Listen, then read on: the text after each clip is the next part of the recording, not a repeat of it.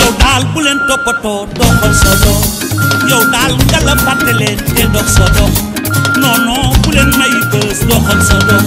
mojo mojo bu leen wutal bës doxal sa dox yow daal buñ la tàddeel doxal sa dox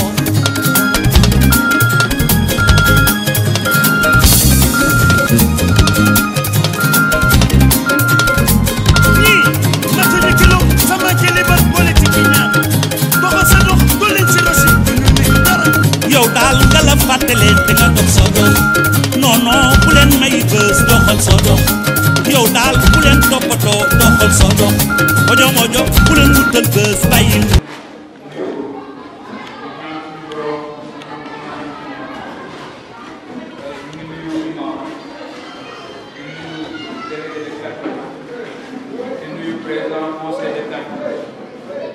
monsieur le maire tey moo fi ñëwoon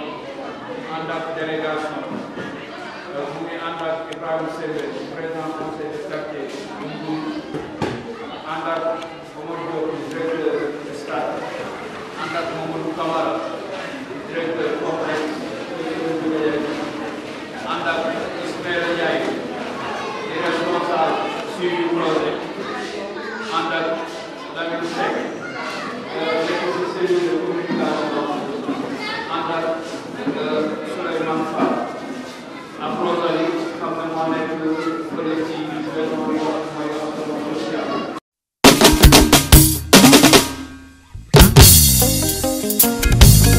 Monsieur le maire xam naa ne fii mu ne sa calendrier c'est trop chargé mais nag dañ lay ñaan nga accorder ñu tuuti attention parce que xam naa ne tey moom il faut peut-être laaj yi bari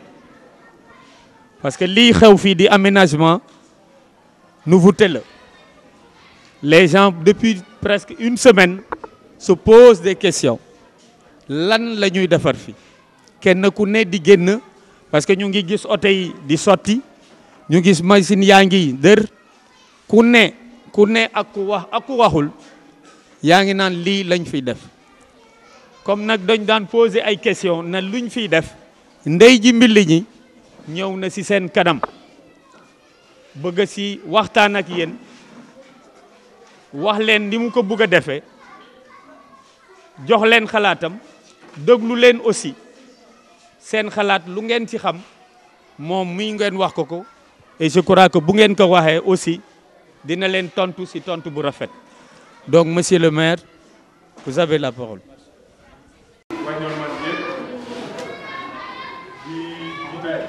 Imam délégué président conseil de quartier ak magu quartier yëpp ñu fi fekk leen ñaanal leen yàlla may wér bàyyi leen bëree suñu kanam ngeen tuuti suñu kette di nuyu it rafetlu it génn bi nga xam ne suñu jigéen yi génn nañu ko bokk ak ñun waxtaanu tey bii ñun dañu jàpp ni jigéen ñu dégg dafa laaj fuñ ci toll luñ ci namm luñ ci xalaat ñëw bokk ko ak yéen dañoo faral di wax ne far ñi dafa am loo xame ni ndam la muy tradition bi fi am mooy waxtaan pencoo ba jubóo ci ay kàddu loolu moo tax bi ngeen ñu fi tegee ci kàntanu yàlla ñu jàpp ni jaatu na ñu teg li ñuy tudde conseil de quartier maanaam lu ni mel bu ñu noppee ci foofu it ñu tegaat beneen kuréel ba nga xamee ne ñu ngi ko tuddee conseil consultatif de développement maanaam kuréel boo xamee ni bépp doomu Bargny bu am ay xalaat am ay yéene mën na ci ñëw indi ko ngir ñu jariñoo ba dëkk bi jëm kanam loolu rek pour wax ni waxtaan wi ñuy am tey amaloon ko samedi ci beneen quartier war ko amel suba sañu géej muy dàgg bu ñu teg tey lu ñu gëm mu bokk ci ñu bëgg a yore dëkk bi li xame ni moo ñu fi di tey mooy waxtaan ak yéen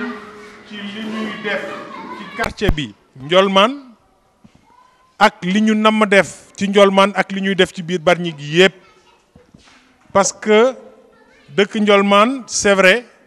waaye it li xew ci yeneen quartier yi ak ci dëkk bi it dafa intéressé carrément waa Ndiolmane ak yeneen quartier yépp fi may tàmbalee mooy projet bi nga xam ni commencé nañu ko yéen ñëpp ngeen gis ko muy projet reconquête front de mer la ñu ko tuddee maanaam li tubaab naan jëlaat li ñu moom loolu day commencé fële ca quai de pêche ba jaar Santhiou géej jubal dem ba fële ca kanalu Bargny géej ñun am na lu ñuy fàttaliku ci bërëb yooyu ca Ruqu Jaañ ak bërëb bii ba ñuy nekk xale doon nañu ànd ak suñu ay mag ñu fay dem parce que jamono boobu donte ay ndox amoon na fa waaye setoon na set ba nga xamee ne nit ñi mënoon nañu faa dem quand même mais suñu doom yi tey ñoom amuñu chance boobu mën a dem fële nga xam ni moo doon bexante ba ay nit doon fa fubal wala dem fii nga xam ni mooy xembe jubal fii ñoom chance boobu amuñu ko parce que bërëb ba na mu mel moo tax ba mënuñu koo utiliser loolu moo tax ñu ne dañu bëgg jëlaat li ñu moom dañu bëgg dëkk bi tourner waat vers géej gi parce que dañu ko xawoon a wan gannaaw parce que na bërëb ba mel ñu jàpp ni dëkk bi lépp lu fi ne muy ressource humaine maanaam mooy nit ak li muy xalaat ressource industrielle maanaam industrie yi fi ne ak lépp loo xame ni ci suufu dëkk bi lay meññee dañu war a dem waxtaan ak ñoom ñu xool nan la ñuy jàppe ci dëkk bi jëm kanam ci noonu la ñu jegee Eiffage ak groupement M1 maanaam entreprise yi nga xam ni ñoom ñëpp ñooy liggéey ci TER bi mooy train bi président Macky Sall di def waxtaan ak ñoom ñu xool nan la ñuy jàppalee Bargny ci waxtaan woowu ñu am ay loo xam ne d'accordoon nañ ci ak ñoom bi ci jëkk mooy bërëb bala ca nekk ci place de Missira moo nekk ci côté lycée bi ñun ñëpp ñu xam ne bërëb bu doyoon war la ñoom ñu jàppale ñu ci defaral ñu ko defar bi mooy dindi mbalit mi defar bi mooy def système d'assainissement maanaam fu ndox yi jaar ba ñu yóbbu ko xulub pour soulager ñi nga xam ne ñoom ñoo dëkk foofu liggéey boobu tàmbali nañu ko léegi mu yegg ak jàmm bu ñu noppee ñu ñëw fii nii depuis quai de pêche jaar Santhiou géej dem ba raccroché wu ci li nga xam ne ni moom mooy kanalu Bargny géej lan lañ fa namm def bi ci jëkk mooy li tubaab naan gestion des eaux nan la ñuy gérer ndox yi ndox day loo xam ne ni boo ko sottee fii day walangaan dem mais boo ko wutalee fu mu nekk foofu lay des du walangaan comme ça leneen la fa def ci espace da nga ko mën a utiliser loolu yëpp ay technique la yoo xame ni ay pexe la yoo xame ni jamono toll na fa nga xame ni groupement M1 Eiffage ak CSE di ñaari boîte yi gën a rëy ci Sénégal ci développement wu Sénégal am nañu ay techniciens yoo xame ni proposé nañu ñu ay solution yemuñu foofu it comme ni ma ko waxee bépp doomu Bargny bu mën indi solution dañuy dem ci moom yàlla def président Macky Sall jël li ñuy tudde bassin de rétention ak gestion des eaux dénk ko ku ñuy tudde Youssou Gueye mu dëkk Mbot mu yor ko pour Sénégal gépp di ko def Sénégal gépp moom it yónnee nañu équipe ñu boole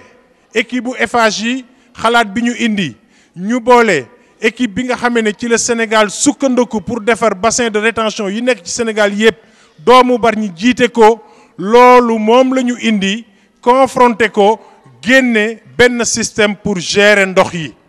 ñu am système de bassin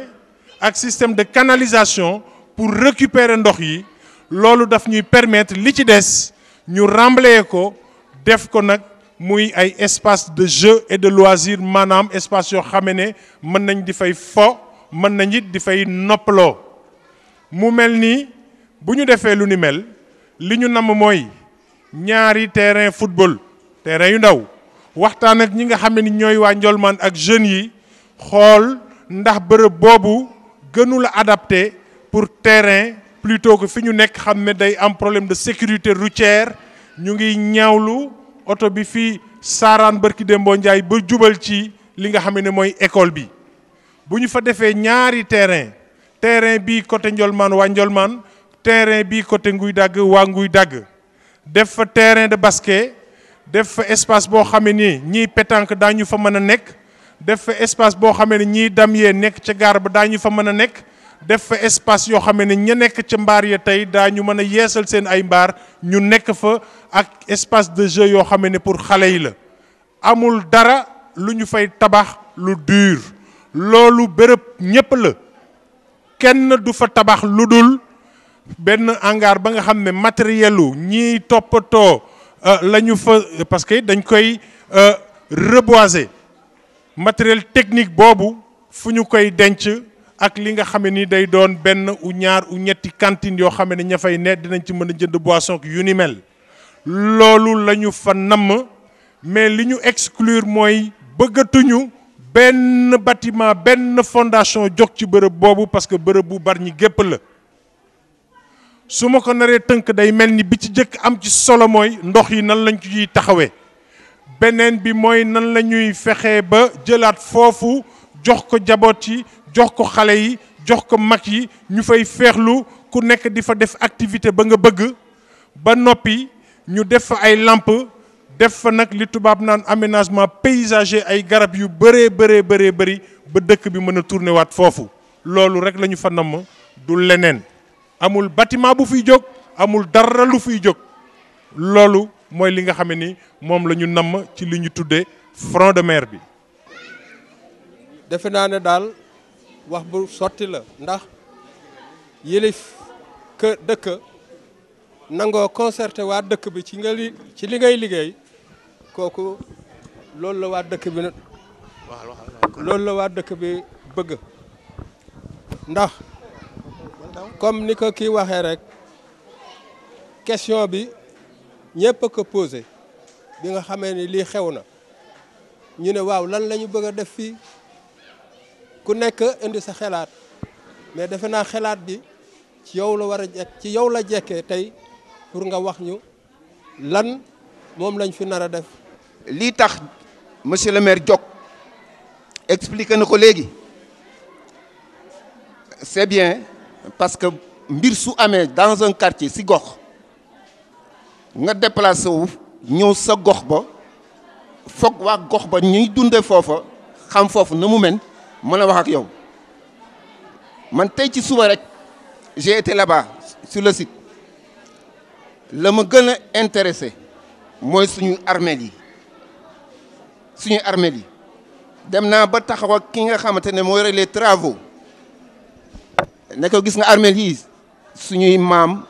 ak suñuy baay ak suñuy yaay ñoom lañ fi suul te boo xoolee la ñu jël foofu yëpp c'est à hauteur dafa raser mur bi donc il faudrait que nécessairement ñu jël les dispositions nécessaires pour que su tawee foofu bañ a am inondation les cimetières de un nañu fexe ba set un circuit boo xamante ne bés bu tawee dina am écoulement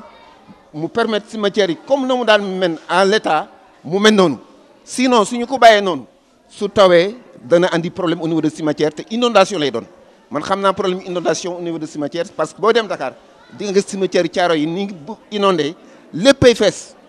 te loolu bëgguñu ko suñuy baay ak suñuy maam. Deuxièmement,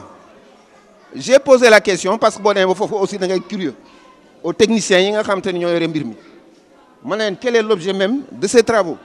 ñu xamal ma ne en accord avec le maire ñëw nañu waxtaan nañu dañu bëgg a def benn canal fii ba Bargny Géej ma ne leen d'accord kooku c'est bon un canal fii ba Bargny Géej parce que comme c'est un lit naturel boo xamante ne yàlla moo ko tabax bu ndox mi ñëwee dana dem waaye nag mu ne ma dañuy def foofu bassin de rétention comme ni nga ko waxee léegi pour rappel ba nga commencé nettoyage raay bi da nga ko nettoyé ba mu set l'ensemble des quartiers yi nga xamante ne ñoo nekk en amont ñoom ñëpp di tour c'est fii au niveau de Ndiolmane Et ça nous a posé énormément de problèmes, d'ordures. Énormément de problèmes par rapport à l'hivernage, par rapport aux moustiques et autres qui ont xam te ne fii la ñu dal. bu ko defee lépp dafay dellu soit au niveau du quartier te loolu aussi lu ñu mën a xalaat la. donc bu ñu defee fële bassin de rétention nit ñi suñu yoree maanaam suñuy jabar yi ak suñuy doom yi bu ñu yoree seen mbalit ou bien seen ndox bu ñu ko tuuree foofu maag technicien bay wax ba léegi de dafay am beneen odeur boo xamante ne da koy reverser encore au niveau de Ndiolmane, de Ngouidaga, et ça va nous poser un problème de santé. Donc il faudrait penser à cela. Technicien bay wax de man waxuma. Il a donné son idée par rapport à ça parce que man maa ko posé la question. bu ñu fa defee fay bassin de rétention et vraiment monsieur le maire de ce bassin de rétention bu ñu ko mënee dimbali rek baal ñu ko ñu bañ ko fa def waaw def fa la nga xamante ne mooy terrain de football ñun fa lañ daan footballé kii fa la footballé keneen fa la footballé. Vous avez parfaitement raison fële au niveau route nationale bi c'est un danger pour nos enfants ñoo fay football heureusement que accident am na fa yàlla def na fekkewuñu ko waaye su fa amoon rek ba ñu fekk leen fa leneen la ñuy wax donc maa ngi pour gàttal rek lenn rek moo ma neex ci yow ngeen déglu ma bu baax lenn rek moo ma neex ci moom parce que depuis que Bargny est Bargny mu ñëw quand il y a un problème day gàddu problème bi du ko def personnel day ñëw partager ko avec les gens ku si nekk wax sa xalaat donc pour que demain quand il y a une responsabilité ñu xam ne c'est tout Bargny qui a pris cette décision ce n'est pas une décision de monsieur le maire donc loolu maa ngi ciy gërëm. man daa am lu may laajte rek lu ndaw sama laajte moom yaatul maanaam si wàllu géej gi laay laajte maanaam dañu def fi benn quai de pêche te quai de pêche bi bu fi nekkee gaal yi ku terse saa gaal yi dañ fiy fanaan quai boo gis rek si dëkk bi man quai bu nekk dem naa fa quai boo gis rek bu ñu teeree am na gaal yu fay fanaan di fa seet Sénégal te gaal yi xaalis lañ koy liggéeyee gaal gu ñu fa seet gu nekk ëpp na 15 millions boo xoolee mais léegi quai de pêche gaal yi fay fanaan te ñun mag ñi nekk fii xam nañ ne géej gii nii xam nga saa day mer te bu meree saa day yokk ay vague di daaneel mais est-ce que gars yi sóoraale nañ reewaale maanaam géej gi pour gars yi bu ñu fiy seet Sénégal mu fiy fanaan dara bañ leen bett pour yaaxal seen alal jooju ñu fay seet noonu mu fay fanaan ndax gars yi préparé nañ loolu maanaam pour reewaale géej gi pour vague boobu noonu xam nga bu ñëwee bañ ñu yaaxal est-ce que gars yi sóoraale nañ loolu rek laa amoon lu may laajte. di la si gërëm di la si ñaan ngir yàlla te yàlla tax nga dimbali ñu si nga jëlal ñu suñu maire yi kee bi bis bu yàlla defee mu démarré nga jëlal ñu maire yi ñu liggéey si kee bi ndax maire yi géej lañu xam ku leen jàppale ku nekk dañuy dem man daal loolu laa si amoon si lu may wax. pour rappel dañu maire yi daf ñu waxoon daf ñuy jox terrain parce que suñu terrain fu mu nekk li maire bi wax dëgg la ñun mënuñu am terrain mu même bu dulee affaire u sécurité mënul cohabiter ak surtout débarquement mënul nekk parce que oto yi fay jaar même ay normes qualité yooyu yëpp da ciy bokk moo tax loolu mënul nekk maire boole woon ñu ak Aziz je parle sous le contrôle de Aziz ñu doon waxtaan ba maire yi ne daf ñuy jox terrain bi ñu demee ba loolu am mu mujj am problème ñu ne maire yi amatul fu mu ñu jox ma ne ko léegi ñun comme maire yi amul fu mu ñu jox ñun dinañu seet quelque part pour defar fa terrain loolu moo taxoon ñu commencé woon di xàll foofu donc ma ñëw dégg ñu ne dañ fay def ñaari terrain yu ndaw quoi parce que ñun ab équipe la ñu yor dañoo football ñëwuñu foofu pour fontu dañu bëgg développer sport si Ndiolmane mu am volet économique loolu lañ bëgg donc terrain bu ndaw arrangé wuñu foofu dañu bëgg ñun parce que mairie bi loolu la waxoon daf ñuy jox terrain peut-être liggéey bi ñëw muy suñu sens nañ ñu jox terrain boo xam ne terrain bu nekk ci ay normes la terrain bu mat bu nekk 100 ak 90 moom lañ bëgg foofu bu fekkee mën na possible bu desee nag après ñu def fa terrain yu ndaw ak leneen lu ñu fay def parce que ñun foofu dañ fa dépenser suñu xaalis même école bi ñuy wax nii ñun ñoo ko fàkkoon pour di fa fo malheureusement ñu ne ñëw dañ koy def école suñuy rakk ak suñuy doom ñoo fay jànge ñu bàyyi defaraat kii bi mu yemmook kee bi ba xawoon na am sax ay tuuti altercation bi ñuy tabax maison pêcheurs yi bi ñu koy tabax xawoon na am ay réero mais mujjoon nañu régler problème boobu mais dañu bëgg ñun waa Ndiolmane foofu ñuy defar nañ ñu fa defal terrain bu mat waxuñu terrain bu ndaw de terrain bu mat parce que maire yi moo ñu ko digoon ne dinañu jox terrain donc loolu lañ bëgg aussi te bu ñuy kii ñun dañu bëgg nañ ñu associer ñu bokk ci bu ñuy toog di nas di nocc ñu fekke fa ba pare terrain boobu ñu bëgg maire bi defal ñu ko ay këyit boo xam ne ASC bi lañ koy attribuer. Je vous remercie. Ndiolmane, il y a trop de chômeurs. C'est pas fameux ñu defa fi benn quai de pêche alors que poste yi fay am dañ koy dem jox ñeneen ñu dëkk feneen pour man lii war a gën a nekk yitte instant yi mooy lan nga am benn politique de formation c'est-à-dire emploi yi peuple di joxe nga formé ko ñi dëkk Ndiolmane wala ñi dëkk Santhiaba Gueye wala ñi dëkk Nguy Daaga su ko defee bu affaire bi pare ñoom ñu mën ko dem liggéey fa. li ñu bëgg mooy jigéen bu xëyee dina yenu am ndox tuuri fu nu ko war a mën a tuuri ba mu dem moom la ñu bëgg jigéen bu xëyee dina bale yanu bale itam tuuri fu nu ko war a mën a teg ba ñu tuuri ko loolu la ñu bëgg ndaxte itam bu ñu ko defaree pare te amuñu ndox mu mën a jàll nun ni jege géej gi dina metti ci nun nu bëgg ku ñu dimbali ci loolu. bu dul place publique daanaka amuñu place boo xam ne nit ñu bëri mën nañ faa daje mu ne Adama Diop dina am bés xamul kañ lay doon ñu defar booru géej sellal ko ba nga xamante ni conférence yi gàmmu yi ak folklore bi ak gumbeek mbiru culture ak rawante gaal ak yooyu regaat yi dinañ am place boo xam ne Sénégal yëpp mën nañ faa ñëw daja fa mu nekk barab yu sell. dellu rek rafetlu kàddu yi nga xam ne dégg nañ ko fii muy ay kàddu ñaax ay kàddu encouragement ñu koy rafetlu di leen ko delloo it parce que ku nekkay jàpp rek dëkk bi jëm kanam question yi ci ëpp day doon mbirum ndox yi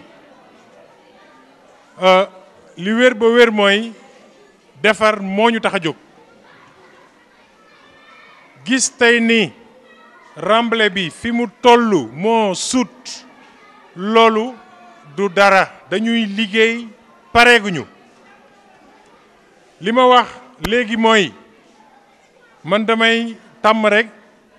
lu ne rek ma dëkk lu ci ñi ko xam jàng ko mën ko ma waxoon ni projet bi ñi ñu ci jàppale mooy entreprise yiy defar terre bi CSE mi ngi ci ak Eiffage ak yeneen ñaar ñooñu ñëpp xam nañ ne ñoo tabax Sénégal wax naa it ni am na benn doomu Bargny bu tudd Youssou Gueye bu dëkk Mbot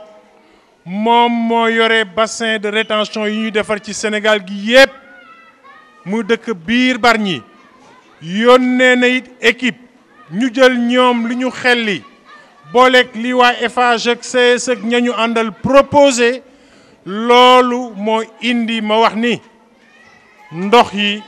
bu leen ci am benn jaxare parce que it ni ma ko waxe mooy dañoo bëgg jëlaat bërëb yooyu ñi ciy fo di ci defar ay terrain de foot loolu àndul ak ndox li ñu bëgg àndul ak ndox mu fay am te it ay armeel amuñu lu ko gën a sacré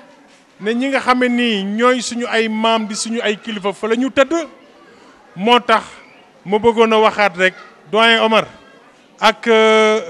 doyen délégué Babacar ak ñi ci wax ñëpp Malamine tous les jours li nga ma gis ci site bi bari na tous les jours maa ngi fa tous les jours amul bés bu ma fa dul tege tànk mënoon nañoo yem ci avis yi nga xam ne ni moom la ñu technicien Eiffage jox mënoon nañ cee yem ne wóolu nañ leen ne ñooy defar TER bii mais dañu cee dolli yeneeni avis parce que xalaat du doy mooy avis ñi Sénégal dénk bassin de rétention loolu yëpp bu ñu ko confronté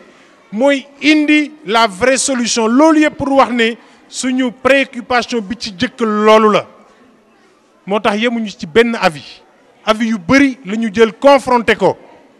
beneen bi mooy il faut mu am bassin de rétention il faut mu am parce que ndox mi ni muy ñëwee jóge ci yoonu surtout yoon yu jóge ci tali bi pente bi ni mu mel il faut mu am bassin parce que bu amul bassin day déborder foofu yëpp bassin mooy réguler débit bi après muy dem ndànk donc il faut mu am bassin mais bassin am na ak bassin om bassin écologique la ñuy wax bassin boo xam ne dinañu ko defar fii défi bi ci ëpp mooy salte yi défi bi ëpp mooy mbalit yi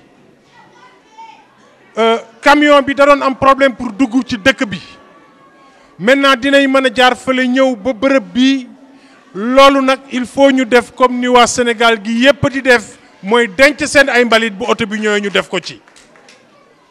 moom la waa ñëpp Sénégal gi yépp noonu la ñuy def garder mbalit yi ci kër yi bu oto bi ñëwee ñu def ko ci parce que dëgg ñun ñëpp il faut ñu d'accord ne amul beneen solution bu mën a am loolu moom il faut ñu ànd ci amul beneen solution bu mën a am lu dul xaar oto imaginer leen ni Bargny gépp bu fekkoon ni ku ne day gën a teg ci buntam da ngay du loolu jaaduwul mënul a nekk moo tax ma bëggoon a wax ni nag dafa am yoo xam ne ñun ñoo ko bokkandoo mënuñoo defar fu ne koñ bu ne ñu am kuñ fa teg muy surveiller te tegoon nañ sax ay surveillant yoo xam ne ni nit ñi dañuy bàyyi ba guddi donc kenn mënul loolu fii ku ñu fi tegoon place su mairie bi mënuloo surveiller dëkk bi yëpp ba kenn du tuur loolu amul fenn ci àdduna loolu moo tax président il faut ñu wàcc ci terrain bi wax ak jaboot yi nu ni neen la am na ay système yu ñu mën a am fi oto xejul ñu am benn système pour indi ko bërëb bële nga xam ne oto mën na fa dugg maintenant ñu am nu ñu aménager foofu di fay teg ay mbalit bu oto bi ñëwee jël ko yóbbu ko dafa am yoo xam ne nag day des suñu biir ñu waxtaane ko mais tey jii day su ma leen ne mën nañoo tere nit ñi tuur wala am na beneen système bu dul xaar oto yi amul ku fi xam beneen système ci Sénégal wala ci àdduna bi boo xamee ni dafa am lu dul nga téye sa mbalit xaar ba oto bi ñëw amul beneen système bu amee ku ko fi am mën na ko génne parce que xalaat it dañ ko fi wut si moo tax ma jàpp ni lii di mbalit yu dëgër yi il faut ñu xaar oto bi ñëw comme ni ñuy def ci biir Bargny ak ni ñu koy defee Sénégal yépp lii nga xamee ni moom mooy ndoxu taw yi moom laa wax ne dinañ ko utal ay yoon ak bassin mu réguler débit bi ni ñu koy waxee lii ndox yu salte yi nag dinañu xool ñu ngi koy jàngat ci bërëb boobu nan la ñu fay defee benn fosse perdue ni ñu koy waxee bu ñu seggee ndox yi ba pare man ko fa sotti ku ko man sa biir kër dinañu wax ak président conseil bi ku en place ñu jéem la ko defal mais il faut ñu waxtaan parce que ñun amuñu solution yoo xam ne day jóge feneen lu dul solution yi nga xam ne ñun ñoo ko xelli topp ko nag pour mu mën a nekk loolu moom dëgg it il faut ñu wax ci ñu leer bu ñu tegee conseil de quartier loolu mooy ñu jéem a waxtaan ak nit ñi lii yoon ñu def ko lu dul yoon ñu wut ci solution pour que tout simplement dëkk bi jëm kanam loolu mooy li nga xam ne nii mooy mbiru mbalit mu dëgër mi mbiru mbalit mi déchet kii bi ndox yu bon yi wax naa ni nga xam ne noonu la ñu ko bëgg a defee dinañu ñëwit ci conseil bi ñu xool ci kër yi bu jaree it ñu def ay toilettes publiques ñu ngi fi nii ñun ñëpp ñoo bokkandoo solution yi loolu dama bëgg vraiment ñu dégg ko bu baax a baax problème mu inondation du fa am loolu wér na kanaalu Bargny Géej bañ koy tàmbali nee nañ ñu day am inondation tey ku fa dem doo fa sax gis ndox li ñu war a xam mooy dëkk tey jamono ji am na dëkk yoo xam ne ndox doonatul benn obstacle doon benn gàllankoor amatul seulement ni ma koy waxee rek dër bii su ma ci sottee ndox day def nii mais su ma ko gasee day dugg ci biir du dem fenn li ci des yëpp ma récupéré ko donc ci loolu dañuy dalal seen xel ñu ngi fi guddeeg bëccëg dinañu gën a renforcer concertation yi pour que benn problème am ci bërëb boobu ñuy wax beneen bi mooy déchets yi wax naa ci terrain de foot bi doyen Omar wax na ci ak président li nga xam ne moo am mooy Abdou Aziz ak yéen réeroowu leen yéen a ngi waxtaan bërëb boobu ñépp ko moom waa Ndiolmane waa Nguy Dagg ak Bargny gépp rawatina ñi nga xam ni ñoo dëkk fii muy waa Ndiolmane ak ña ko seq Nguy Dagg li ma bëgg wax mooy mënuñoo defal këyit ci secteur boobu mais ñu defar fa terrain ba nga xamee ni def nañu délimitation yi dès demain di nga rapproché wu ak Abdou Aziz ñu waxtaan ci dimensionnement bi nga xamee ne moo gën lenn laa mën a garantir mooy li ngeen yoroon fii di ci football di ngeen am lu ko ëpp terrain bi ngeen amoon di ngeen am lu ko ëpp proposition le président parce que ngeen toog foofu ci terrain boobu gêné wuñu fenn gêné wuñu mais xam nañu ne am na ay problème sécurité routière moo tax ñu bëgg ànd ak yéen ci terrain bi ñu wut ay dimension yoo nga xam ne mooy ëpp téeméeri junni yoon terrain bi ngeen yoroon fii c'est déjà du mieux terrain réglementaire it awma ci benn problème parce que c'est un espace pour la jeunesse dinañu ko étudier ndoog ensemble ñu dem li nga xam ne ni moo fa mën a ne ñu waxtaan ci bu fekkee doy nañu ñu jël ko bu leen doyut hypothèse yu ngeen reste fële it gêné wuñu fenn parce que dañoo bëgg a defar pour la jeunesse mais gëm naa ne daañu am solution parce que espace bi yaatu na foofu pour am un terrain en bonne et due forme ci secteur boobu pour waa Ndiolmane waxtaan wi daañu ko continuer ak ki nga xam ne moom moo yor commission jeunesse toujours ci sécurité routière bi am foofu sécurité routière bi am Ndiolmane la mais quai de pêche ba fa nekk donc ñëpp la concerné maintenant dem nañu fa ak waa AGEROUTE mooy ñi gouvernement bi dénk mbirum tali pour ñu xool nan la ñuy defaate foofu benn rond-point ba nga xamee ni dina dagg carrément def ci ay doodaan donc liggéey boobu dina am parce que quai de pêche bi ku jóge fële tey doo fa mën a dugg te defuñu quai gouvernement bi moo koy def gouvernement deful quai boo xam ne nit ñi duñ fa mën a dugg parce que oto bu jóge fële eh bien doo mën a jàdde nii donc loolu rek pour wax na leen ni accès quai de pêche bii ñëw ak doodaan dina casser problème boobu nga xam ne ni muy problème bu wér mooy sécurité routière lu am solo la it ñu wax ko ci mbirum quai de pêche bi caa wax na ko quai de pêche bi ñaari phase la ñu ko wax ak ministère phase bi ci jëkk mooy ñu def aire de débarquement bi beneen phase bii ñëw mooy ñu def li nga xam ne mooy brise-lames tey jii ñu ngi toll ci quai de débarquement incha allah dina am mais beneen phase bi tooguñu pour enchaîner ci ak ay brise-lames loolu pour que quai bi doon benn quai bu viable et que matériel bi nga wax mu bañ a am benn problème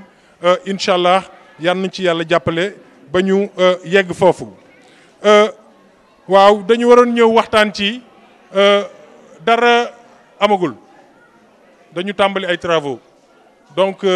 ñu ngi remblayer le système d'assainissement après léegi donc c'est du doome lay pare donc gëw ma ne c'est tard bépp xalaat bu fi génnee projet bi soreegul sori boo xam ne duñu ko mën a rattraper te liñ fi wax yëpp benn la gestion des eaux ñu nit fa ñu toog ci dëkk bi la ñu dëkk am na ay fii conseillers yu nekk maire yi te it xam nañu préoccupation yi un peu xam nañu ne lu ni mel ku koy defar défi majeur bi ñaar la mooy ndox yi ak salte yi donc ñu ngi fii tey pour loolu duñu ko bàyyi dañuy continuer yow sax mas nañ fa daje avant même ñuy commencer travaux yooyu maa ngi koy fàttaliku bu baax donc loolu it échangé woon nañ ci ca jamono donc xam nañu en gros préoccupation yi mais teewul it ñu ñëw jël ay idées et dinañu continuer waxtaan bi bu ñu bëggee it tubaab nee na il n'est jamais trop tard pour bien faire mais li am solo mooy dara rawagul donc am nañu temps waxtaan ajuster bu fekkee dañoo war a ajuster li nga wax dëgg la wote nañu ko mooy projet bi ñu war a def fële ci Santhiou Géej pour ñu mën fa def déchets yi loolu projet gouvernement la ñu ngi ci seulement léeg-léeg day yeex ñaari yoon wax nañ tàmbali ba ñu kii après et cetera mais projet bi mi ngi fii Bargny ci la bokk financé nañu ko mais bon yéexaayu état la ñun ñëpp xam nañu ne it mbirum état léeg-léeg mën na jël temps mais jóguñu ci mooy fële ci armée lu Santhiou Géej projet de regroupement centre de regroupement normalisé benn centre la ba nga xam ne ni dañu fay teg mbalit yi maximum ñaari fan la fay am parce que du dépotoir donc pour ñu jële ko fa yóbbu ñu ngi ci yal na ko yàlla sottal ak jàmm. Inondation cimetière yi wax naa ci alors li am mooy est-ce que dañuy prolonger canal bële jóge ñëw ba fii option yi nga xam ne moom la technicien yi proposé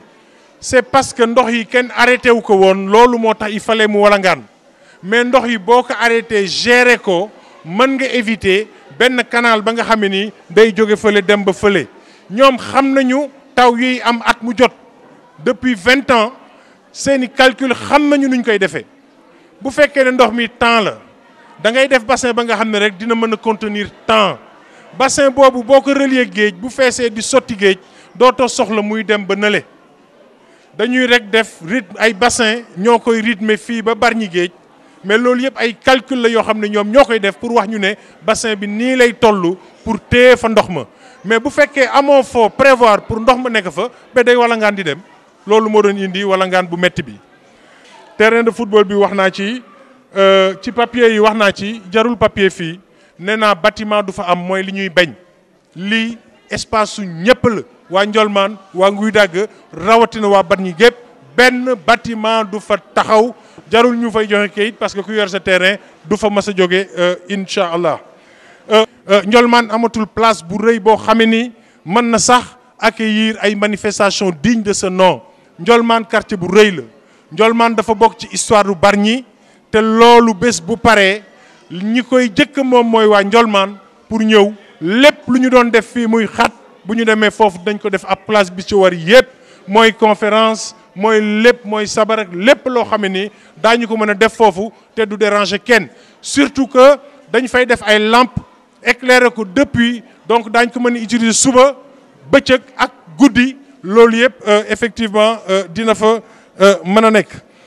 donc loolu daal laa bëggoon a indi ci xalaat li nga xam ne nag mooy conseil de quartier bi rapidement on va discuter teg loolu yëpp donc sur la légalité mooy arrêté bi ñu war a jël loolu amul benn problème ma bëggoon rek xam naa ne timis gi mi ngi ñuy dab et que it ñu ngi rafetlu teewaay bi bu baax a baax a baax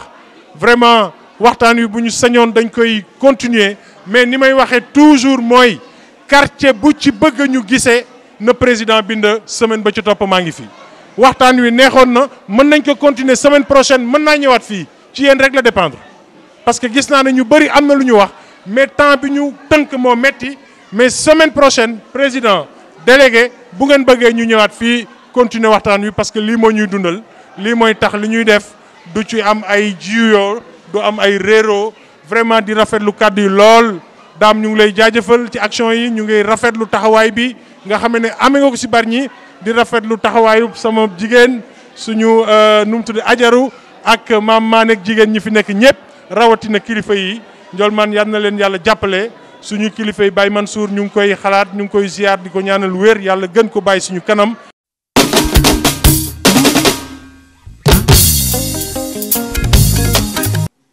maa ngi leen di nuyu yéen ñëpp seen tur ak seen sant kenn ku si nekk ngeen jéggal ma nag ci wax ji parce que nekk na loo xam ne xaw na ma seere tuuti xaw na ma bett daal mais dama am contentement boo xam ne sama xol mënuma ko exprimer mënuma ko wax ndax lu ñu doon mébét ca commencement ba ñu naan dana am du am ba bésub tey bi ñu toog ci mbooloo bi nii war ko waxtaane contentement la ci man parce que loo xam ne dañ ko doon wax bu yàgg te ñëw na ma bëgg mbooloo mi ñu déglu ak seen xel xam ne bépp projet bu ñu fi wax te ñu teew di ko topp dañuy ñaan yàlla toog ba réaliser ko ba ñëpp na alhamdulilah ndax monsieur le maire li tax may def à chaque fois may bouger parce que génne lu jafe la ci man dafa nekk koo xam ne dafay yëg population bu Bargny ma gis nit ñi ñoo ko war a fekki mais moom mooy fekki see tous les jours mu nekk loo xam ne yëg la boo xam ne daf ma neex te ñëpp a ko remercier si loolu ak fu ñu mën a toog ci mbooloo ñu ngi koy sant si mobilisation bi muy def di fekki nit ñi oyofal boppam te nit ki bu oyofalee boppam tuuti rek ñu mën a dugg ci moom pour wax ak moom. Monsieur le maire projet bi xëj ne am na ñu koy yëg am na ñu ko ñoo xam ne xamuñu mais yàgg nañu ko wax te ñun ñii la concerné ndax sancub géej guy dàgg ak Ndiolmane ñoo moom projet bi te li ñuy wax fii dama bëgg ñu déglu ko xam tam ban intérêt lañ si am ëllëg aussi ñu xam nan lañ koy exploiter ba ñun ñëpp ñu jëriñoo si.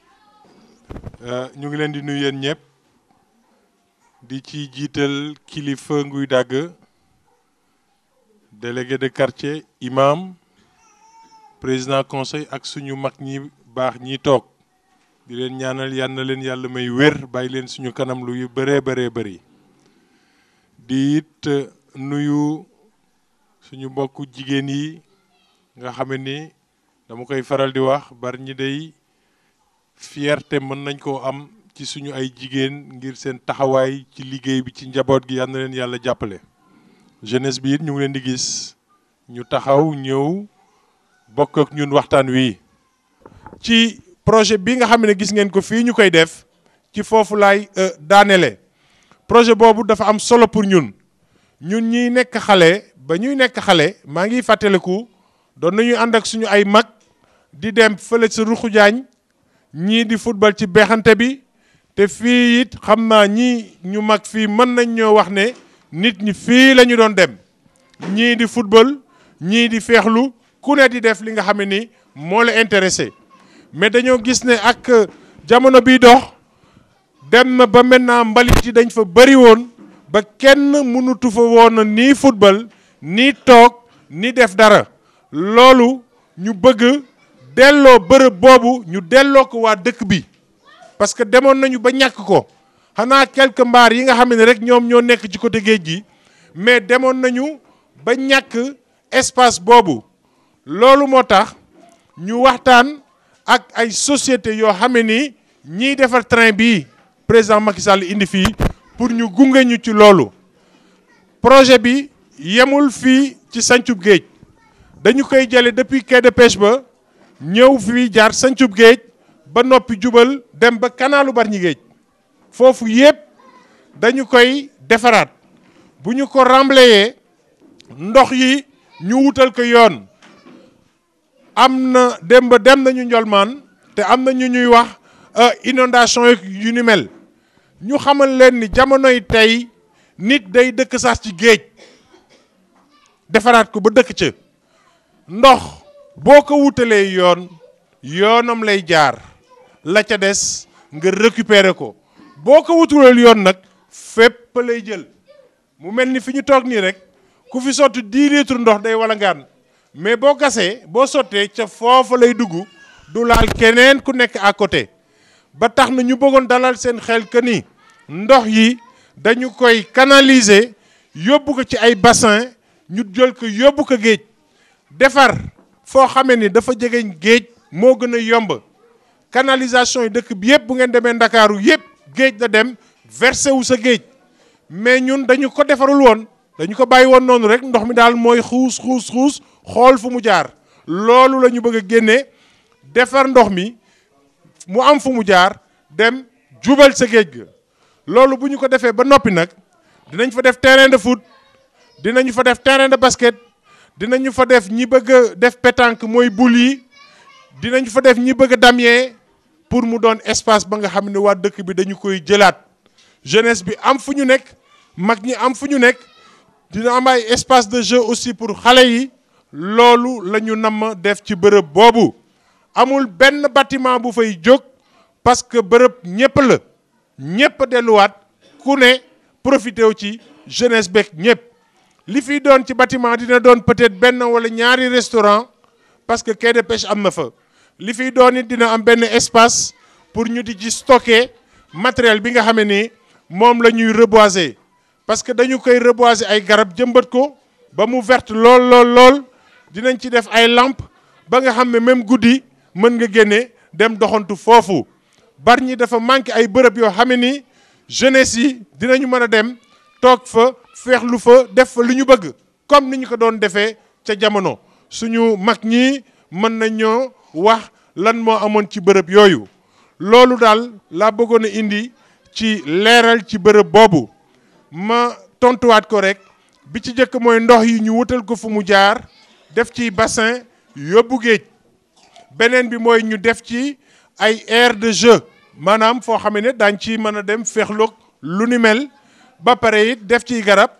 def ciy banc ñëpp mën faa demaat ñëpp bokkandoo ko. am na yoo xam ne ni xat na maintenant ci biir dëkk bi conférence bu ñu ko bëggee def mën nañ ko defee foofu ku bëgg a sabar mën nga ko defee foofu ku bëgg lu ne mën nga ko defee foofu parce que dina set dina am sécurité et puis dinañ ko planter te loolu mooy li nga xam ne moom la ñu nar ci bërëb boobu. foofu daal laa bëggoon a pour le moment yemale kàddu yi di rafetlu lool nit ci ñëw pour ñu waxtaan damay wax ni waxtaan moom ñaar lay doon ñun ak yéen. donc di remercier vraiment waa Nguy Dagg gis nañu ñëpp génne nañu massivement li ñuy def nii ci liggéey bi la bokk li ñuy def nii ci liggéey bi la bokk parce que it yéen a ñu dénk bu ngeen ñu dénkee it am nañu sañ-sañ ñoom wax leen ne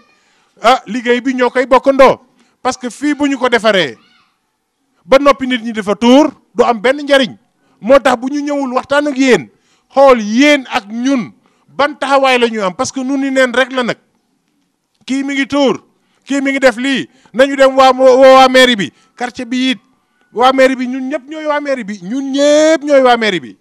donc bërëb bi balu ñu koy nopp ba ñu koy pare incha allah ak conseil de quartier bi ak kilifay quartier bi dinañu toog ñu waxtaan xool nan la ñuy fexe ba jaboot yi ñiy tuur oto bi dina mën a ñëw dugg foofu maintenant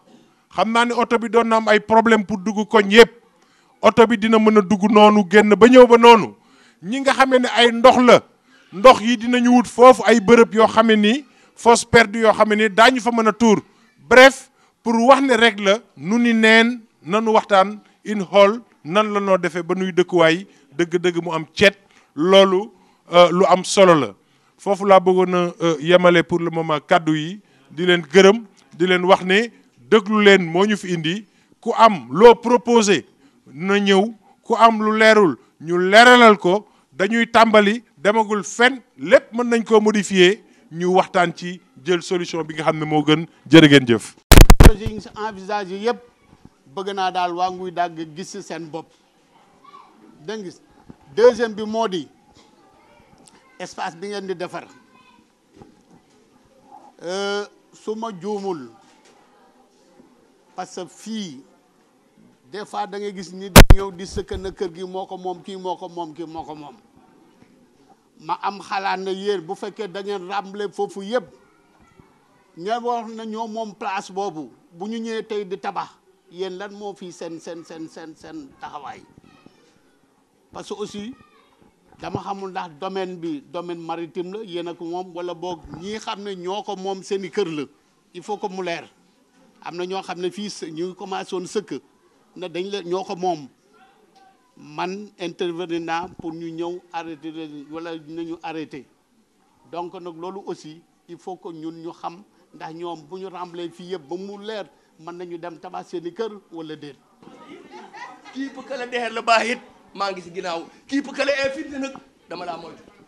comme que daa ma yaatal si sa bopp nag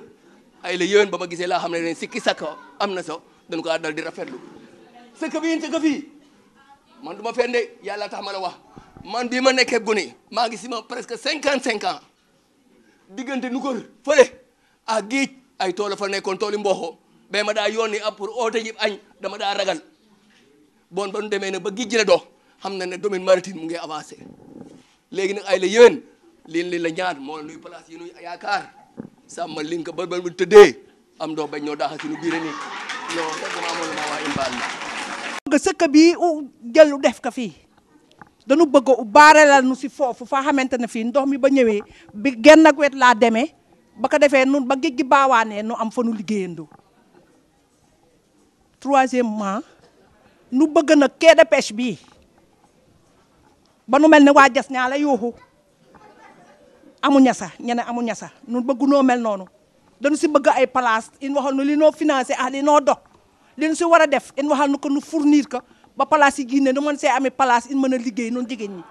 côté quai bi nu ngee ñaan danoo ñaan te yàlla rek tax ñii xam ne ñaa leen jiiti kantaa ñi fee liggéey moom joroo wax parce que kii gën a jigéen moo gën a ay kenn du jógee faa di nu équiper nu lii mais nanu fexe ba njiiti nee dëkk fii si dëkk bi ay grand ñeen nekkoon si géej gi ña ngi fi ñaa xam ne day doon liggéey géej dem ne ba mënatu ñaa dem géej bee nee ba joxe ay ndombal tànk si quai bi ñoom nee ko jiite baa demee Tingéej looloo fa am quai Tingéej nun waa Bargny noo ko dundal ba Tingéej amee 20 gaal nu ngi 200 gaal kon ñoom mënu ñaa jiite ñëpp quai keneen la jóge faa la jiite nu quai laa dal jas du nu dal de comme ni ko waxee du nu dal de lii nun noo ko moom nun waa Bargny nee fexe ba nu jiite ko nun ay demkati gi ñu dëgg wasalaam. mais gis chaque jour lu ma ni camions yi di sotti ba sax ñun fa ñuy toog en tant que amateur pas professionnel dafa ñuy jënd suñuy idée dafa sax di xalaat ay canal yi ñuy dugal foofu ay je sais pas ay kono yoom dañ koy def si suuf ndox yi bu jógee ñëw nangam ñu ciy wax di ci xalaat donc ça veut dire que souci la si ñun nekk na un problème si ñun comme ni mu ko waxee ñu bëgg nag nga gën ci xalaat gën ci réfléchir à ces techniciens dama ci insister rek ci li nga xamante ne mooy Abdoulaye Samb wax na ko loo xamante ne ñëpp ñi fi nekk ñu ngi koy xalaat beneen bi muy le quai de pêche mas naa ko wax fii ci jotaay bu mel nii ma ne quai de pêche wala yu demee noonu liggéey géej gi boo ci liggéey dafa baax nga waxtaan ci ak pêcheurs yi naam am nga ay conseillers ci wàllu pêche ci géej gi mais baax na dëgg nga bañ a déglu ña nga xamante ne dañ ne ay mool lañu am benn mbaar sa géej gi rek dafa dajee fa toog dafa waxtaan nga bañ leen jox nopp de trop ña nga xamante ne ñooy les vrais acteurs les vrais pêcheurs nga dem seetu leen koñ bu nekk am na fa quartier bu nekk am na fa ci Bargny boo leen mën a daje leen nga daje leen nga waxtaan ak ñoom ci quai de pêche bi ndax quai de pêche teg bu ñu ko waxee ña koy développé mooy lan ce sont les pêcheurs et quand je parle de pêcheurs ce sont les véritables pêcheurs te am na Bargny gi kat ko xam ne économie Bargny boo xool mu ngi dépendre la majeure partie sur la pêche beneen bi nag ma bëgg a wax ne kii wax na ko mu ne terrain de football comme Ndiomane ak Nguidaag nga boole leen man de sama xalaat laa wax rek parce que ku nekk xalaat ngay wax aussi dama ne est-ce que terrain de football am na fi njëriñ fii nii diggante bii nii est-ce que terrain de football am na fi njëriñ c'est trop proche des populations des bâtiments et autres bal la day dal fu nekk màgget yaa ngi dox nit ñaa ngi dox am na ñoo xam ay braque lañ yor am na à droite lañ yor et que y a pas autre chose mieux maintenant que nga def fa terrain de football je sais pas maintenant donc yooyu yëpp ay xalaat la yoo xamante ne baax na nga xalaat ci bu baax a baax ak sa technicien xam naa nag yaa ngi taxaw vraiment am nga njàmbaarte di wane ne vraiment am nga lu ma def ngir Bargny loolu ñu la sant encore une fois je vous remercie di nuyu ñëpp wasalaam. projet bi ñuy kii nii projet bi bon ñu ngi lay gërëm si projet boobu parce que boo xoolee fii yëpp bon si wàllu environnement bon fii yëpp amoon na ay ordures saleté tout ça donc ku dama dem ba war a def fii benn ouvrage boo xamante ne dana nekk de qualité pour la population loolu dañ la siy gërëm man li ma doon xalaat surtout mooy la gestion des ordures te foofu dalal nga suñu xel quoi parce que Nguidaag soo xoolee camion ordure bi gëj na fu dugg mais dem nga ba nga ne léegi camion bi dana jaar fii kii yooyu donc loolu c'est très bien beneen kii bi mooy wàllu assainissement bi kooku aussi joxe nga si ay éclaircissement inquiétude bi may am si ouvrage bi mooy par rapport ak l'érosion côtière ak géej gi parfois day gannax di kii yooyu ndax par rapport diggante géej ak ouvrage bi ndax dina am une solidité boo xamante ne géej gi du ko emporter ou bien kii yooyu loolu am naa si kii boobu beneen kii bi mooy wàllu éclairage bi souligne nga man li may proposer aussi au niveau de l'éclairage monsieur le maire mooy ñu gën a privilégier les lampes à panneaux solaires parce que lampes yi ñuy def avec l'électricité souvent day tomber en panne ak yooyu te zone bi bu manqué éclairage rek dana indi insécurité beneen kii bi may kii mooy ouvrage bi bu amee nañ ko sécuriser parce que en général ouvrage place publique su amee aménagement soo ko sécuriser wul wala am ñoo xamante ne dañuy chargé de la surveillance léeg-léeg des badauds wala des SDF mën na ñëw di tëdd foofu di kii yooyu bu guddee ñu ñëw di agresser population bi donc il faut que ñu sécuriser ko beneen kii bi ma si dolli mooy par exemple ouvrage bi bu amee xam nga dana favoriser les baignades ak tout ça donc loolu aussi ma ne ouvrage bi bu amee aussi monsieur le maire nañ prévoir pour mu am géej gi mu am ay maîtres de baignade ay surveillants de plage yooyu pour que xale yi aussi ñu mën leen surveiller yooyu loolu amal la si ba projet bi ñuy def fii si gannaaw ndox mi xamante ne dafay ñëw ndox mi quantité bu am solo la parce que bu nawet bi ñëwee nguy daaga fii ñu nekk fii si jàkk ji am na ndox mu bari mu fiy jaar boo demee si wetu armeel yi côté boobu am na ndox mu bari mu fay jaar ndox mi jóge si géej gi ak ndox mi jóge si kër yi maanaam jigéen ñi seen ndox yi ñuy dem di ko tuur loolu quantité bu am solo la donc ñu bàyyi ko xel si projet ak ouvrage yu ñuy def yoo xamante mooy recueillir ndox mi. la jël nga risque bu mag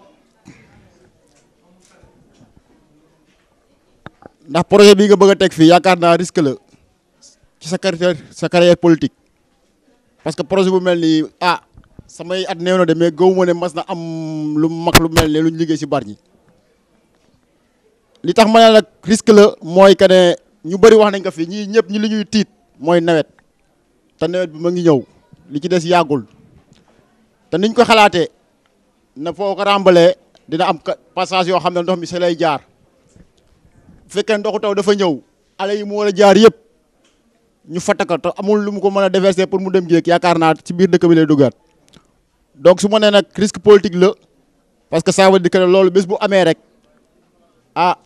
jaru ngay campagne de parce que loolu lu jër a sóoraale la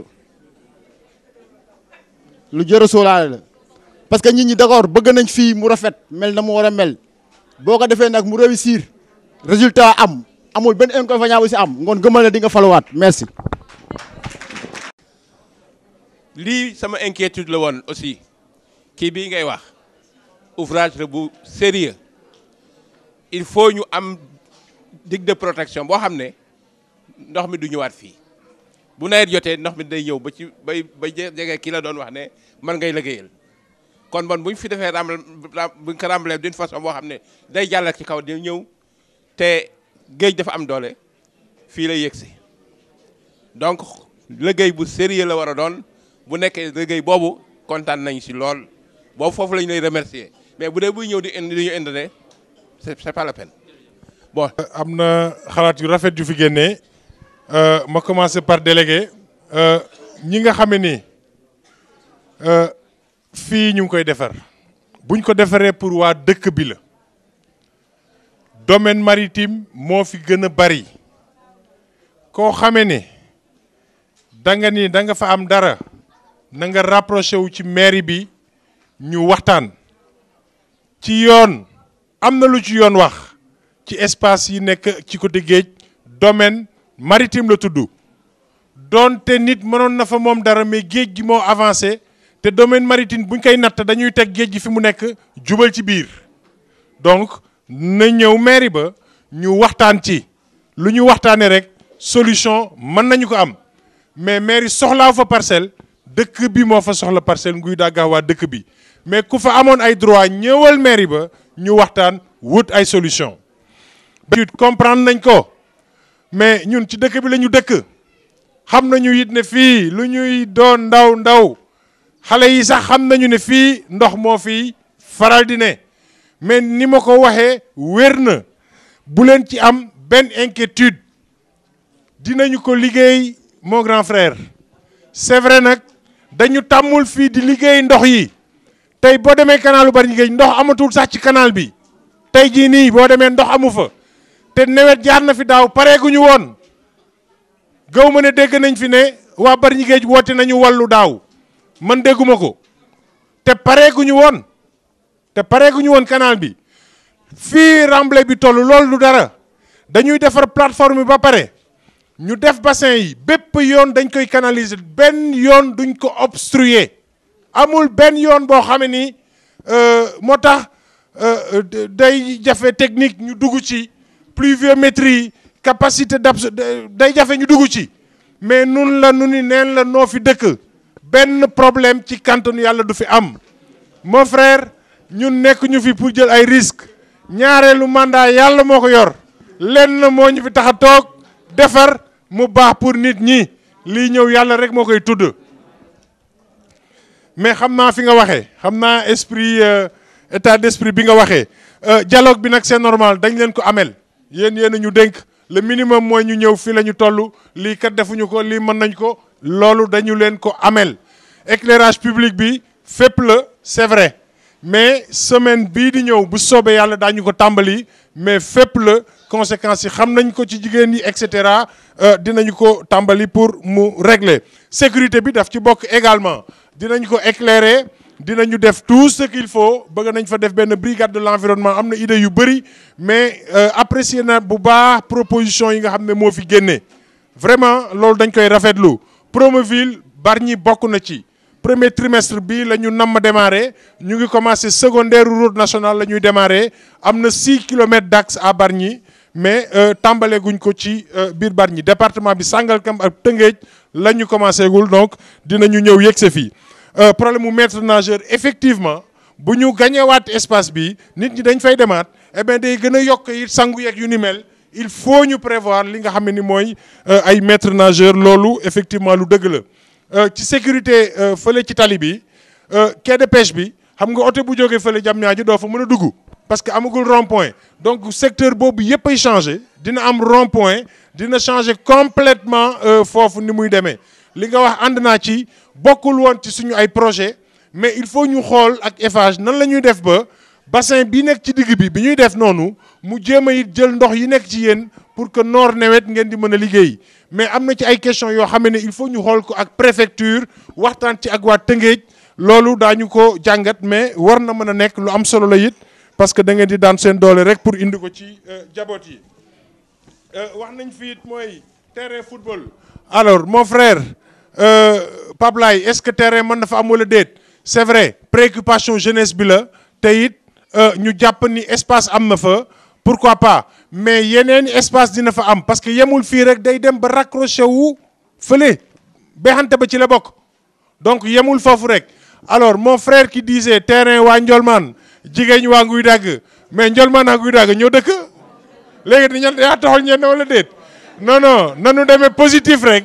nanu demee positif du doon benn terrain ñaari terrain lay doon mais li nga wax raisonnement boobu buñ ko utiliser Ndiolmane ak Nguy Dagg ñoo sës donc terrain yi sës it ah dëgg-dëgg it bon comme ni ñu dëkkee rek nun ñëpp a bokk nanu jiima positif compter ci mag yi rek apaiser tension yi foo naa ne loolu mooy gën a mën a régler problème yi. bi kee bi waa Bargny ñoo ko moom donc ay ñeneen mënuñu kaa diriger waa Bargny kaa diriger problème bi kañ nag fi mu nekk fenn la mooy ñun ñu am taxawaay parce que nag adduna bi Sénégal dafa ubbeeku tey quai de pêche am na port day am pôle urbain day am dëkk bi nag dafa ubbeeku nun noo fi dëkk certes mais dañu ko bokkaat nit ñi aussi Sénégal nit jóge fële ñëw Bargny kenn mënu ko tere kenn ñun ñooy am taxawaay boo amee taxawaay keneen du ñëw jël ko boo amul taxawaay nag keneen mooy ñëw jël ko ñun en tout cas ci mairie bi lépp luñ fiy joxe ay doomu Bargny lañ koy jox alors beneen bi mooy quai de pêche bi ministère de la pêche moo koy def te nag mooy kuréel gi nga xam ne ñoo yor pêche ci Sénégal mën nañoo wóolu seen xalaat dëgg-dëgg mën nañu ko wóolu parce que ñooñu ñun ñoo leen fi teg mooy gouvernement du Sénégal bu ñu mënul wóolu gouvernement du Sénégal nag xaw ma kan la ñuy wóolu mais li nga wax am na organisation pêche Pape Laye dafa am ñu bëri nekk nañ ci doonatuñu ay pêcheurs fàtte nañu sax na la ñuy xëcc mbaal man mi jóge Mbot sax maa leen tane donc day jaadu bu ñuy wax ak ñi nga xam ne ñoo leen di représenter ñuy wax it ñi nga xam ne ñoom ñooy pêcheurs yi ñu ngi préparer d'ailleurs benn atelier ci loolu nan la ñuy gérer ay infrastructures de pêche nan la ñu mën a taxawee pour gis suñu bopp ñu ngi koy préparer Ismaïla Ndiaye mi yor suivi de projet moom moo ko yor mais lu am solo la. question yeneen yi ci des waxoon naa ko fii nii crédit municipal bi nga xam ne teg nañu ko pour jàppale jigéen ñi dinañu joxe premier financement yi ci mois de février bii ñëw ku ci demul woon ku amul woon GIE na nga dem ca complexe El Hadj Ndiouga Dieng ñu jox la information yi wax la nan ngay def pour mën a am ci prêt yooyu man dama am yaakaar bu rëy parce que jigéenu Bargny dañuy liggéey 5 heures du matin 6 heures du matin góor ñi ngeen baal ma waxuma suñu papa yi ñoom liggéey nañu ba nekk retraite ñoom rek ñooy nekk ci dëkk bi nekk ci tali bi ma bëggoon rek doole leen jaajëfal yal na leen yàlla jàppale de toute façon jaboot yi ngeen di jàppale fi may jeexale rek mooy remercier bu baax mag ñi fi teew yëpp dëgg-dëgg ñëw ñoom Baye Ibou ñu ngi ziar imam di yóbbante it nuyoo ci imam Ndoye xam naa ne bu fi teewul tey rek dafa am lu ko téye ne chaque fois bu ñu doon ñëw fii bokk na ci ñi ñu doon dalal di ñaanal mag ci ñaan leen yàlla may wér bàyyi leen suñu kanam di wax ne madame la présidente saa yu ngeen namee ñu weccantoo xalaat ñun dinañu ñëwaat ñu continuer weccantoo xalaat noonu la ñu bëgg a yore dëkk bi parce que yéen ñi ñu dénk yéen a ñu gën jërë ngeen jëf yal na fi yàlla jàmm saxal jàmm. yan yàlla jàppale la. mu ñaan yàlla jàppale la. ah li muy def si Bargny. nee na li mu la def si Bargny. ñëpp gis na ko. ñëpp gis nañ ko. technicien yi bët. teg nañ si ay bët. kii nag sama jigéen la. mu ne Aïda ak jigéenam. ku baax la. nee na ko baax la. mu ngi sa wet. monsieur le maire. sama wax ak yow xam nga ko baax yaa ngi may ree xam nga fi ma toll si yow. xam nga ni nga mel si yow man xam naa tamit ni nga mel si yow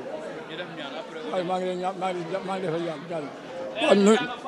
nu jàngal ñu jàngoon rek fatiha ayatul kursi xul wallahu fallahi ak naasi ak salaatul fatiha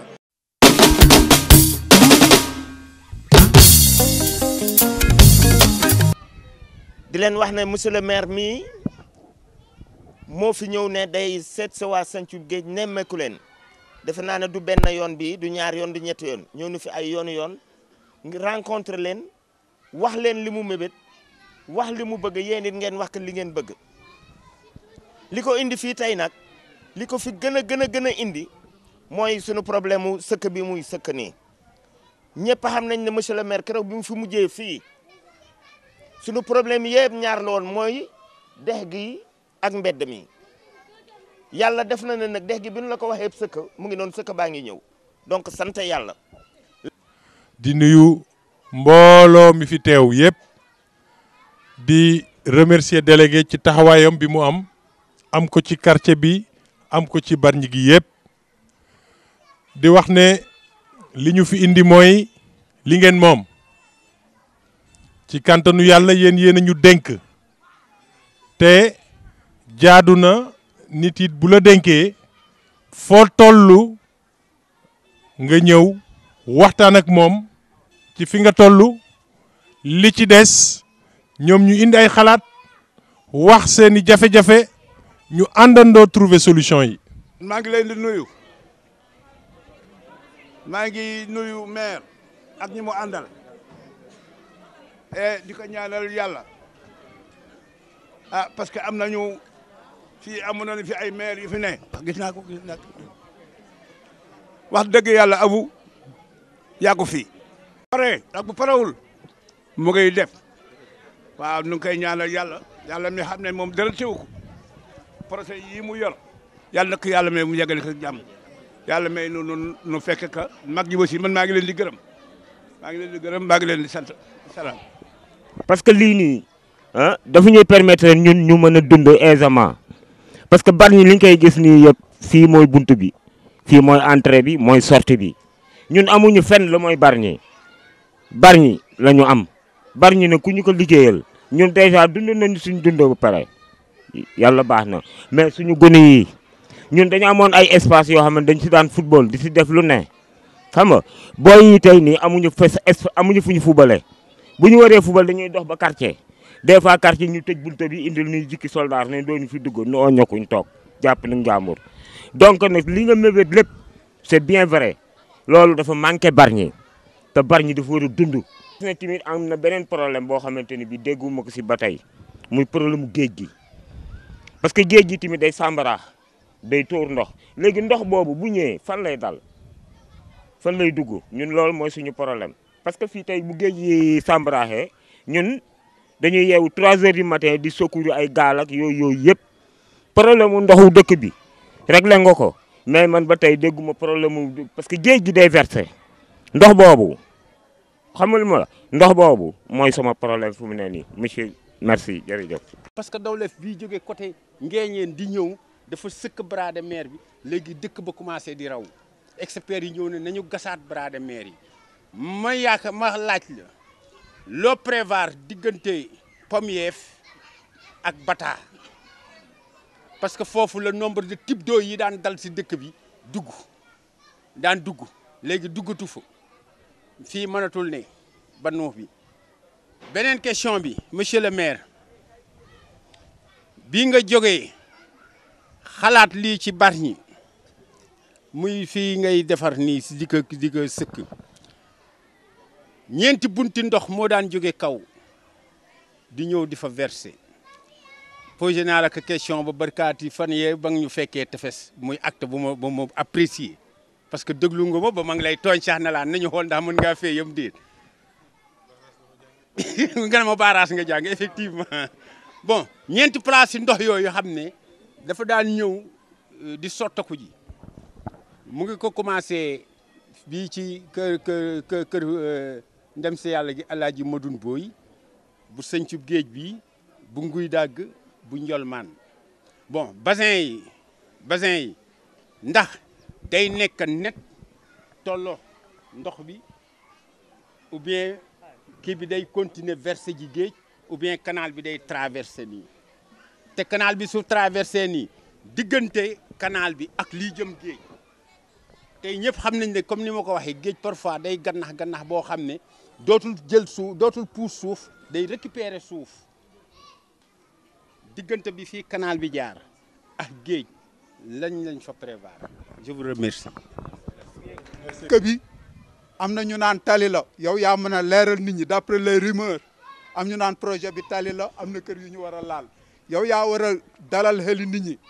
parce que Bargny nu ñëpp benn lanu képp ku ñu laal nga sa morom parce que Bargny bu dëj amee ñëppay jog dem waaw te macha allah doomu Baye Serigne Moussa bëgg nu ko dara lu ko xoos parce que papaam da daan ñaanal dëkk bi di xutba waaw ñaan yooyu dafay des ba léegi fii ba àddina tukki ñaan mag ñi ñoo yor dëkk bi Amérique ngële li ñuy am doole lépp mu ngi tàkk ngelaw li di leen faadaagal li ñuy am doole lépp ñaan moo yor dëkk waaw te nu ñëpp benn lañu te sa papa dafa liggéey dëkk li mu liggéey moo nu gën a lu ne ay ñaan moo yor dëkk bi waaw macha allah loolu daal ma lay laaj sëkk bi lañ si jublu ban projet la ndax ay tali la parce que am na ay rumeur ñu naan da am na kër yu ñu war a laal ala tali buy jaar fii yow nag yaa mën a dalal xel nit ñi man ñaari question yooyu rek laa lay laaj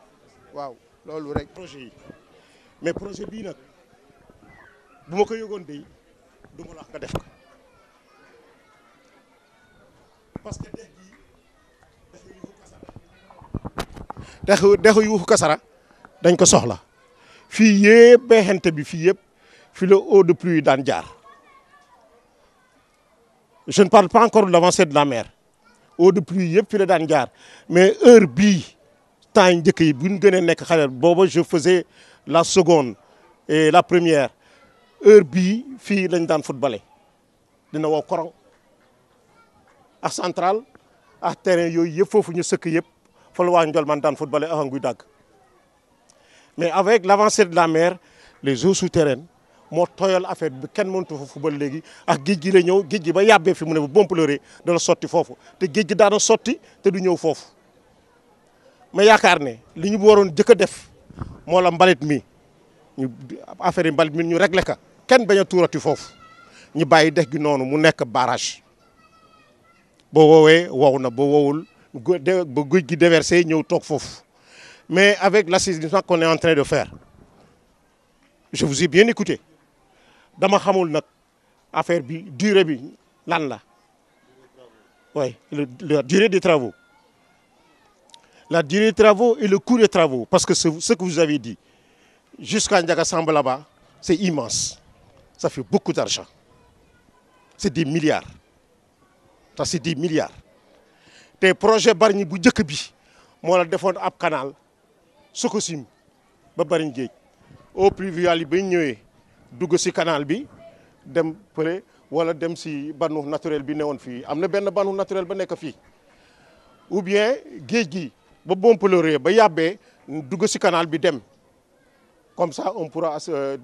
terrain yooyu yëpp dañ ko mën a assainir def ay cocotier wala ñu continuer fee football projet canal boobu de yëgoon naa ko mais projet bii nag dama xëy rek dem géej gis ka et je considère ça comme un projet spontané c'est en relation avec le TER bi moo tax mu ñu def noonu te entreprise boobu dama yaakaar ne waroon naa jox xaalis waa Bargny parce que débleem yooyu ba ko defulee Bargny da kaa yóbbu feneen te ba ko yóbbu feneen dara fay yaakaar na ma ne noonu la entreprise de liggéey ci les dans les BTP dans les travaux publics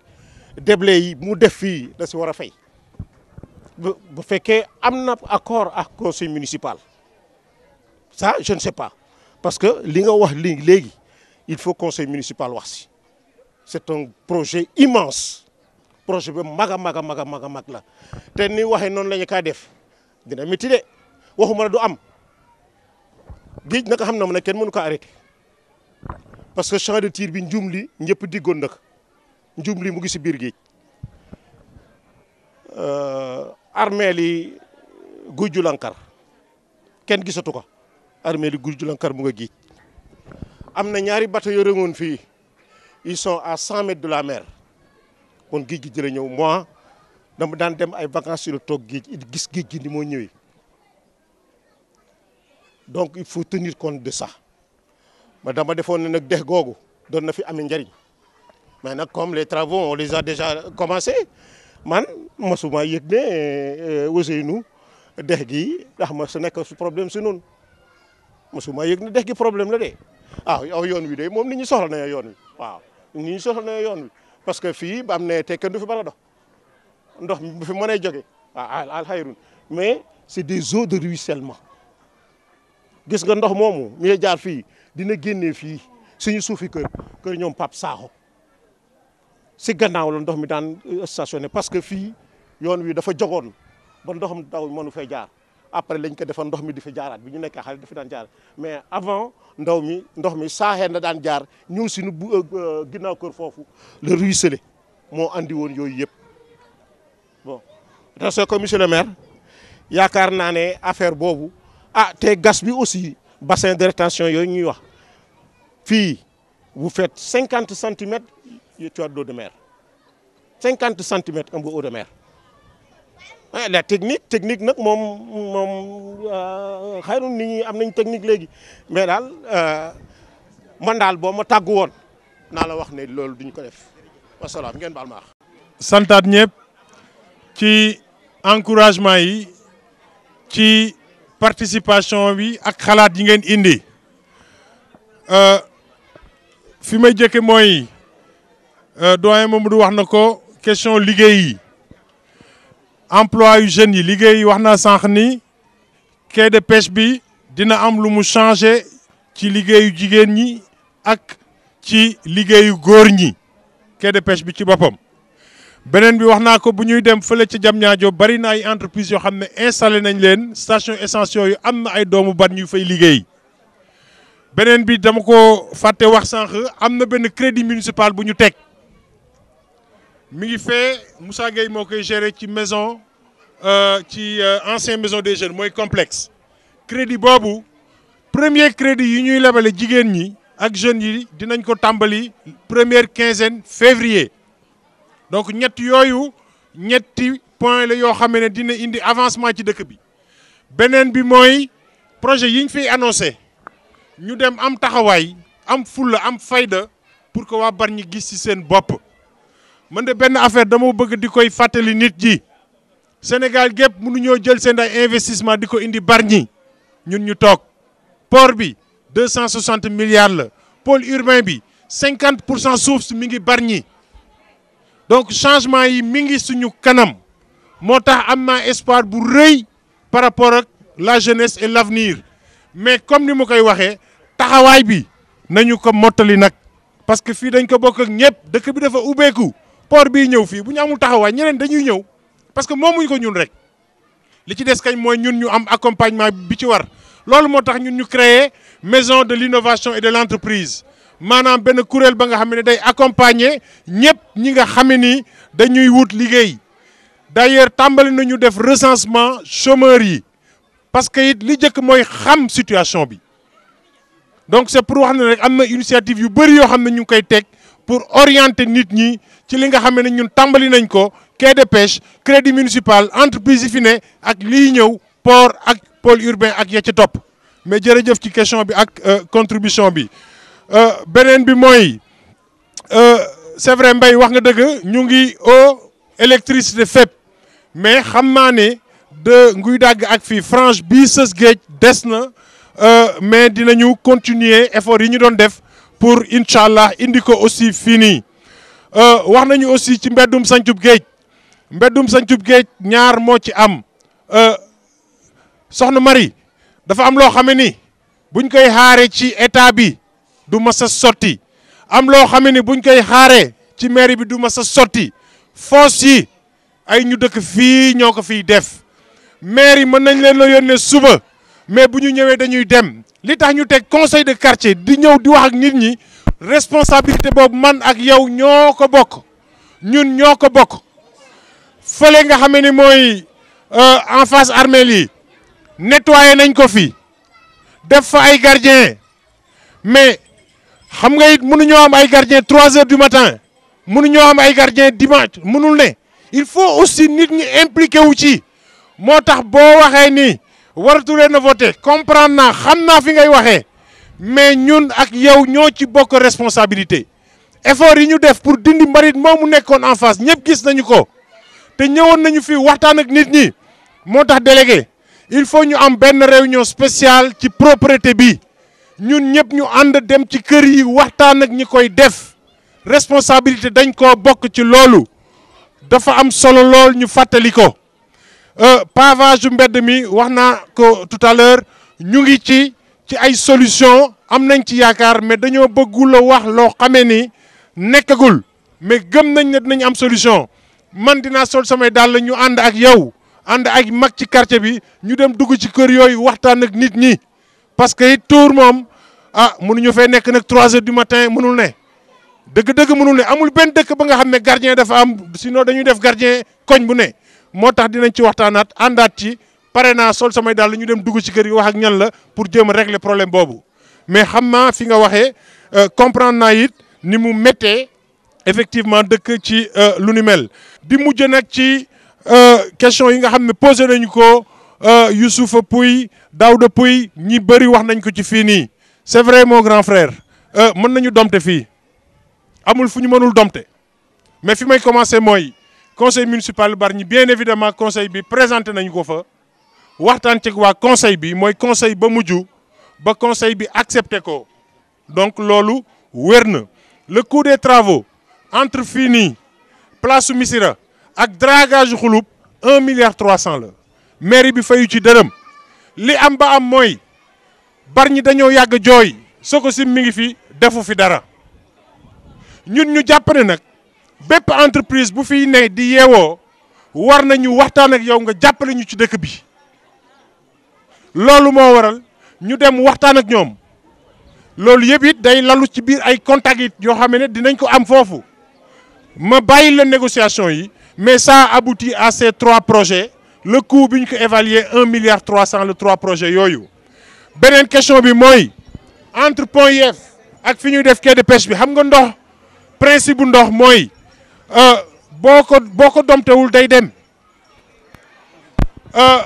fii nii ci bexante bi ndox mi fépp la doon jël mais boo ko wutalee bassin foofu lay nekk les espaces tout autour di nga ko récupérer ni nga ci waxee xam nga ci ay kii élément technique yi day jafe ma toj ko fii parce que mbooloo mi ñuy waxal du ñu ko mën a comprendre dama lay jox rendez-vous à la mairie nga ñëw à la mairie techniquement ñu wax ci mais lenn moom il faut ñu ànd ci mooy am na ñuy dëkk ci géej tey xam naa ne xam nga ci dara boo ñëwee ñu discuter ci le principe que mën nañu dompter les eaux oui boo ñëwee dinañu dugg ci les éléments techniques dina yomb amul benn problème au niveau de la mairie lenn rek moo xam ne moom moo wér ñëwuñu pour inonder wér na lii benn assurance mën naa ko joxe ñii koy liggéey wax naa ko tout à l'heure problème bassin évoqué ko la vie c'est vrai yàlla dafa def nag Youssou Gueye moo ko yor benn Bargnois c'est une chance c'est ce Eiffage Sénégal gépp ñoo ko tabax seen technicité mën nañ ko wóolu ak d'autres avis la ñu croiser pour indi la solution technique amul benn yoonu ndox bu ñuy obstruer yoon bii dem nii par rapport au niveau de l'eau vous verrez foofu dañ koy décaper moom mooy gën a suufee et cetera mënoon naa ci nekk le système de bassin pluviométrie bi fay wàcc xam nañu ko on peut calibrer des bassins yoo xam ne ni bref bëgguma génn ci populaire bi mais muy yow moo grand frère ak yow dañuy joxante rendez-vous mairie bi ñu dugg ci yenn détails techniques yi parce que du yomb ñu wax ko assistance bi du ñu mën a maîtriser su ma waxee coefficient d'infiltration de l'eau du ñu ko mën a maîtriser donc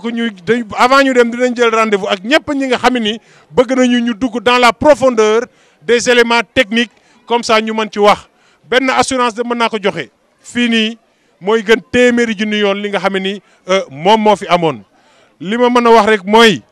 dëgg c'est très parfaitement possible le conseil l'a validé et bien évidemment ñun de suñu taxawaay mooy jamonoy tey li ñu naan développement territorial mooy lan